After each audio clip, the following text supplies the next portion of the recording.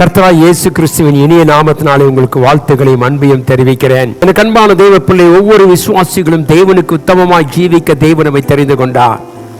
ஒரு வசனத்தை குறித்து நாம் இந்த அதிகாலையிலே சிந்திப்போம். யோவான் 12:24 கோதுமை மணியான நிலத்திலே விழுந்து சாகாவிட்டால் தனித்திருக்கும், செத்ததே ஆகில் மிகுந்த பலனை கொடுக்கும். எனக்கு அன்பான தேவ பிள்ளை, ஒரு கோதுமை மணியைப் போல் தேவன் நம்மை தெரிந்தெடுத்திருக்கிறார். இன்றைக்கு நானும் நீங்களும் தேவனுடைய வார்த்தையில் நிலைத்திருப்போமானால், நம்ம முற்றிலுமாய் அர்ப்பணித்து கர்த்தருடைய சமூகத்திலே கொடுக்கும் பொழுது நம்மை கொண்டு செய்ய வேண்டிய வேலைகளை கர்த்தர் செய்து முடிப்பார். கோதுமை மணியாக ஸ்தேவான் மரித்தான். அப்பொழுது அதன் மூலமாக கோதுமை மணி விழுந்து சாகிறதை அப்போஸ்தலனாகிய பவுல் கண்டார் என்று சொல்லி வேதத்திலே வாசிக்கிறோம். எனக்கு அன்பான தெய்வ பிள்ளையை, சவுல் விசுவாசிகளை, கர்த்தருடைய பிள்ளைகளை துன்பப்படுத்தி அவர்களை வேதனைப்படுத்தும்படியாக அவன் அநேக காரியங்களை அந்த ரோம் அரசாங்கத்திலிருந்து பெற்றுக்கொண்டு போனான் என்று சொல்லி வாசிக்கிறோம். எனக்கு அன்பான தெய்வ பிள்ளையே, இந்த மார்க்கத்தாரை அடித்து உதைத்து நொறுக்கும்படியாக அவன் கையில் அநேக அதிகாரங்கள் இருந்த பொழுதும் கூட அவன் கர்த்தருடைய காரியத்தில் அவன் சந்திக்க வேண்டிய நிலைமை ஏற்பட்டது. எனக்கு அன்பான தேவ பிள்ளையை, வேதம் சொல்லுகிறது, தமஸ்குவின் வீதியிலே போய்கொண்டிருந்த பொழுது கர்த்தராகிய ஆண்டவரை சந்தித்தார். அப்போ அவன் கேட்ட கேள்வி, ஆண்டவரே நீர் யார்? தேவ பிள்ளையே, கர்த்தர் சொல்லுகிறார், நீ துன்பப்படுத்துகிற கிறிஸ்து நானே. எனக்கு அன்பான தேவ பிள்ளையே, இன்றைக்கு கர்த்தருடைய பிள்ளைகளுக்கு செய்வது கர்த்தருக்கே செய்வதை போல.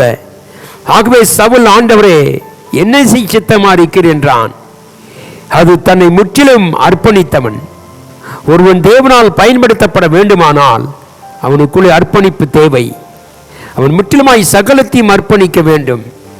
கர்த்தரும் அவனை குறித்து சொல்லுகிறார், சவுலே, நீ புறஜாதிகளுக்கு என் நாமத்தை அறிவிக்கும்படியாய் நான் தெரிந்து கொண்ட பாத்திரம். எனக்கு அன்பான தெய்வ பிள்ளையை, வேதம் சொல்லு, அப்போஸ்தலர் புத்தகம் 9ஆம் அதிகாரம் 15-19 வசனங்களை வாசித்தோமானால் அங்கு கர்த்தர் சொல்வார், நான் தெரிந்து கொண்ட பாத்திரம், நீ ராஜாக்களுக்கும் புறஜாதிகளுக்கும் என் நாமத்தை அறிவிக்க வேண்டியவன் என்று சொன்னார். எனக்கு அன்பான தெய்வ பிள்ளையே, இது எத்தனை ஒரு ஆச்சரியமான ஒரு காரியம். கர்த்தருக்கு எதிராக ஜீவித்தவன், கர்த்தருடைய பிள்ளைகளுக்கு எதிராக ஜீவித்தவன், கர்த்தருடைய வார்த்தைகளை மீறி போனவன், அப்படிப்பட்ட ஒருவனை கர்த்தர் சந்தித்திருப்பாரானால் இன்றைக்கு நம்மை முற்றிலுமாய் கர்த்தருடைய சமூகத்திலே கொடுத்தால் உன்னையும் கர்த்தர் பயன்படுத்த விரும்புகிறார். இப்படிப்பட்டவனை கர்த்தர் பயன்படுத்தி ராஜாக்களுக்கும் ஆசாரிகளுக்கும் பெரிய பெரிய மக்களுக்கும் தம்முடைய நாமத்தை அறிவிக்கும்படியாக பாத்திரமாக கர்த்தர் தெரிந்து கொண்டார். இன்றைக்கு எத்தனை அருமையான ஒரு காரியம். நம்மை கர்த்தர் தெரிந்து கொண்டதுக்கு எதற்கென்றால் நாம் அவருடைய நாமத்தை அறிவிக்கும்படியாக, அவருடைய சித்தத்தை அறிவிக்கும்படியாக கர்த்தர் நம்மை தெரிந்து கொண்டார். என அன்பான தேவ பிள்ளையே, நாம் சர்வ வல்லவருடைய நாமத்தை அறிவித்தாலுமா தேவன் நம்மை நடத்த வல்லவராக இருக்கிறவர். நமக்கு போதுமான காரியங்களை கர்த்தர் செய்ய வல்லவராக இருக்கிறார். ஆகவேதான் தேவனுடைய பிள்ளை, மறந்து விடாதே, நீ நானும் தேவனால் தெரிந்து கொள்ளப்பட்ட பாத்திரம். இந்த பாத்திரத்தை கொண்டுதான் கர்த்தர் பெரிய காரியங்களை செய்ய விரும்புகிறார். எனக்கு அன்பான தெய்வ பிள்ளையே, ஆகவேதான் வேதம் சொல்லுகிறது, கோதுமை மணியானது நிலத்திலே விழுந்து சாக வேண்டும். அது செத்தாலே ஒழிய அது அநேக ஆசீர்வாதத்தை கொண்டு வர முடியாது, மிகுந்த பலனை கொடுப்பது என்று சொல்லி வாசிக்கிறோம். இந்த காலை வெள்ளை கர்த்தாவே, நாங்கள் உமக்கென்று எங்களை அர்ப்பணிக்கிறோம். கர்த்தாவே, எங்கள் ஆவி ஆத்மா சரீரத்தை நாங்கள் உமக்கென்று அர்ப்பணிக்கும் பொழுது நீர் எங்களை தெரிந்து கொண்ட பாத்திரமாக பயன்படுத்துகிறதுக்காய் ஸ்தோத்திரம். எந்த சூழலிலும் உன்னை பயன்படுத்த வேண்டுமானால் நாம் தேவனுக்கு முன்பாக நம்மை அர்ப்பணிப்போம். நாம் அர்ப்பணித்து தேவ சமூகத்திலே காத்திருந்தால் இந்த நாட்களில் உன்னையும் என்னையும் கர்த்தர் பயன்படுத்துவார். விசுவாசத்தோடு முன்னேறுவோம் தேவ பிள்ளையே. தேவன் ஒருவரே பெரியவராக இருக்கிறவர். சவுலை சந்தித்த ஆண்டவர் நம்மை கொண்டு பெரிய காரியங்கள் கர்த்தர் செய்ய வல்லவராக இருக்கிறார். நம்மை அர்ப்பணிப்போம், தேவ சமூகத்தில் ஒப்பு கொடுப்போம். அப்பொழுது கர்த்தர் நமக்கு மகிமையான காரியங்களை செய்வாராக. கண்களை மூடி ஜெபிப்போம்.